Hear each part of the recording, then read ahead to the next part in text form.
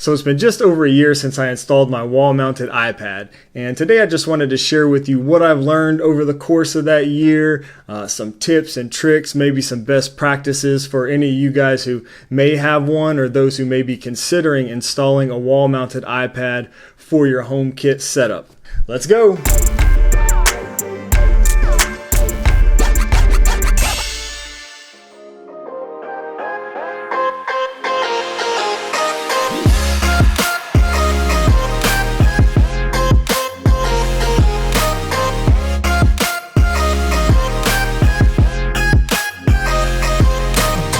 Yo, what's up guys? Thanks for joining me, and for those new here, welcome. My name is Shane, and on this channel I'm building an easy smart home using HomeKit. So if that's something you're into, be sure to subscribe and click the bell icon so you don't miss out when we post new HomeKit videos every Sunday right here. Alright, so on my Instagram account I like to share a lot of behind the scenes kind of stuff, just things from my regular life, but I also share a lot of HomeKit stuff and projects that I'm working on.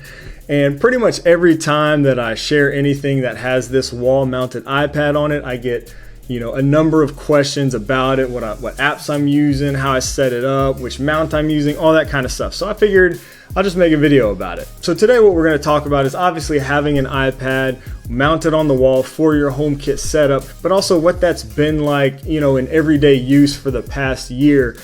Does it really get used much? Is it useful? What apps I'm using? What's the best way to set it up? All those kinds of things we'll discuss. So like I said, it's been just over a year since I first installed this iPad on my wall, and I use the slim mount made by VitaBox. I'll actually put a link in the description below for the one that I used.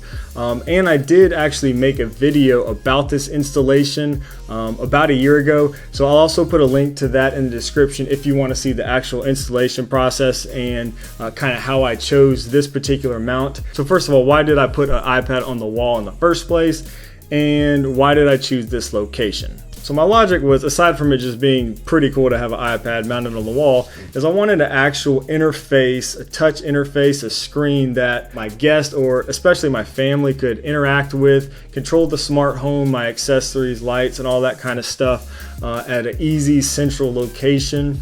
I also thought it would be a great place to be able to view camera feeds and see what's going on around the house as well. And so again, that's why I chose this central location, because I just thought it would be a good place for that. It's right next to my main thermostat. It's also on the other side of my server closet, so it made wiring and everything to this iPad really easy. So over the past year, how did that work out? Well, as far as guests and family members are concerned, they really don't use it much at all. So again, that was kind of one of the main reasons I wanted to do this. I thought it would be easy and it would kind of get everybody to use the smart home stuff a little bit more.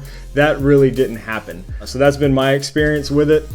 At the time installing this, I did not have a HomePod yet, so I actually waited a long time to get a HomePod. I found that my family actually interacts with the HomePod to control lights and scenes and stuff a whole lot more than they do this iPad. Now when it comes to other people using it, one cool thing that I've noticed is that it does come in handy. It's pretty cool when you have guests over and you're playing music. I don't know if you've ever had that issue where everybody's wanting to play their own music and everybody's trying to connect to the Bluetooth speakers and stuff like that. Well, with this creates a great central location where I can actually play music from Apple Music, AirPlay it to my HomePod or any Bluetooth speaker, and then you can just have your guests go up there and kind of pick which music they want to choose, and you can even add it to the up next queue. So that's been really fun, and guests usually think that's a pretty cool thing to do. Now the big question, do I actually use it? It's been up there for a little over a year. I now have a HomePod pretty close by, but I do find that having the iPad there on the wall has been pretty cool when it comes to certain things. It's really great for getting a quick glance at the cameras, the perimeter of your house or whatever cameras you have set up. You can just have a quick access right there, walking by all the time. If somebody rings your doorbell or whatever the case may be, you can see if somebody's at your front door, in your garage or whatever. Real easily right there without having to do anything or take out your phone. So I do really like that. And I also find myself using it pretty often at night before I go to bed. So this could be later when maybe kids are asleep, maybe even the spouse is asleep, and you don't necessarily want to shout off things to your HomePod or talk to Siri. I'll end up just going up to this iPad, check and make sure all my doors are locked, my garage is shut. I can set the alarm or do things like that all from right there. So that's pretty cool, just to get that quick bird's eye view of everything, all your accessories, make sure everything is good. And I find myself doing that pretty often at night before I go to bed. Now let's talk about the setup and the software side of things, stuff that I've kind of learned after using it for a while, and just give you my personal experience with this. I chose to create a unique Apple ID specifically for this iPad. So I didn't want to use my own personal Apple ID for this iPad because I didn't want my messages popping up there. I didn't want my kids or whoever to be able to go in there, look at photos, messages, FaceTime, all that kind of stuff. So by creating a unique, specific username just for this iPad, I can kind of wipe all that stuff. Don't have to worry about any of those issues. And what I did, I actually have a family account, family sharing set up for my Apple ID and for my family. And so I just added this Apple ID under my family as, like a child or whatever.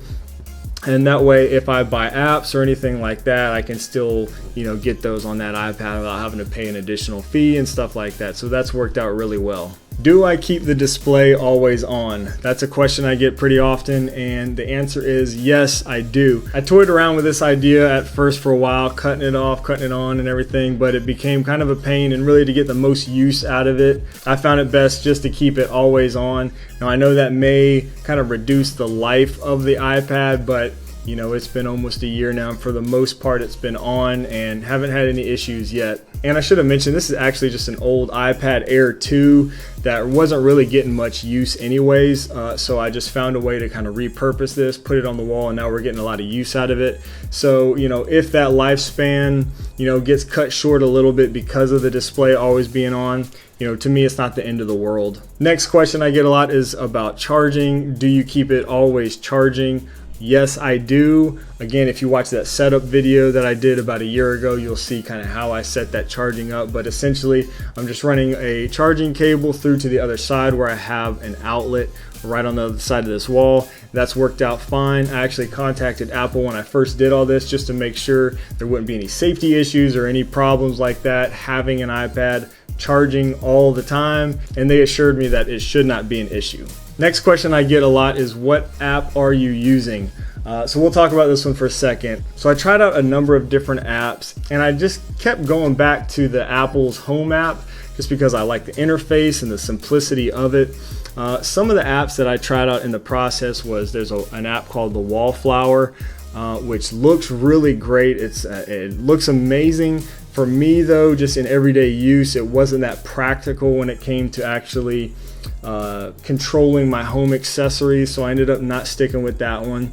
There's another app called Fuse, I think it is, and I'll put links to all this stuff in the description if you want to check them out. Everybody's different, so what I don't like, you might like. Now Fuse is actually a really powerful app and you can do a lot with it. I like that one a lot, but to me, just the interface, again, it kind of felt a little cluttered and almost a little confusing, I think, for some people, even myself, sometimes trying to find things.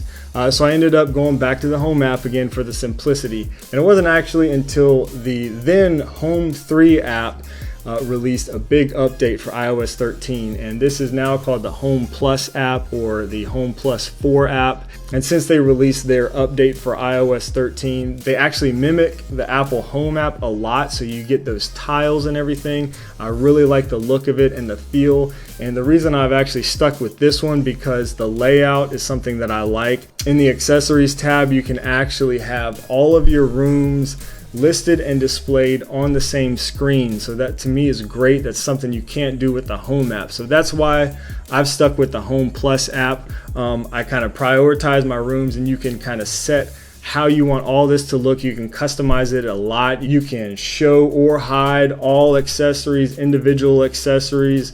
You can show or hide different rooms, and you can move them around. It's just really great, so you can kind of set it up the way you want. So I set up my outside first with locks and garage doors and cameras and everything, so I can see that and control everything real easily.